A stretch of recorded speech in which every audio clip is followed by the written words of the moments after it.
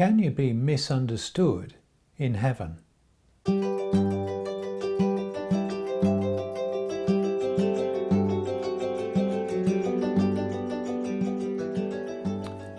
In this chapter, Swedenborg writes, "In the entire heaven all have one language, and from whatever society they come, whether near or remote, they all understand one another.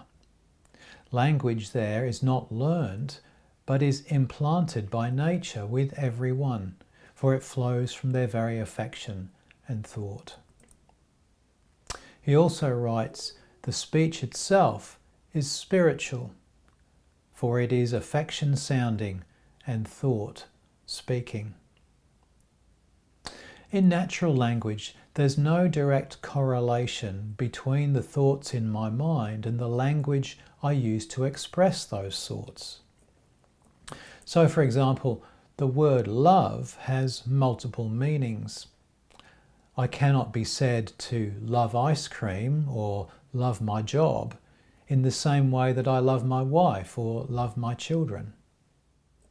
Then there's tone of voice, facial expressions, and even posture, all of which can change the meaning of the same words. This means I can intend one thing, which I then express in words, which must then be interpreted by you and may be completely misunderstood. At least when we're speaking different languages, we both understand that we don't understand. The worst communication problems occur when we both speak the same language, because we tend to assume that we do understand each other, although there's no guarantee that we actually do. But in heaven, it's as though there's a direct link between my mind and your mind. We each hear each other's affection sounding and thought speaking, such that we completely understand one another. And even if I was to say something different from what I really mean, as in the case of hypocrisy, you would grasp that reality. So why is it so hard here? Why couldn't it be easier? Well, part of it is the inherent limitation of the natural world. Part of it is our ability to cloak our truest feelings. And part of it is the difficulty of expressing ourselves when we do try to make it real. But part of it is also an important lesson. We need to learn to pay attention.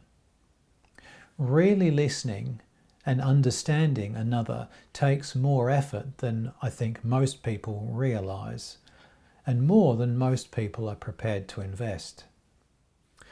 And sometimes it requires us to put aside our own ideas and assumptions, and that can be deeply challenging. I wonder, have you learnt how to listen, or does it come naturally to you?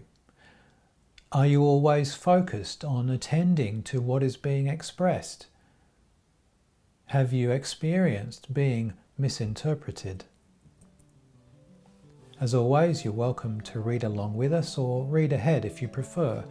You're welcome to ask questions in the comments below. Enjoy the journey.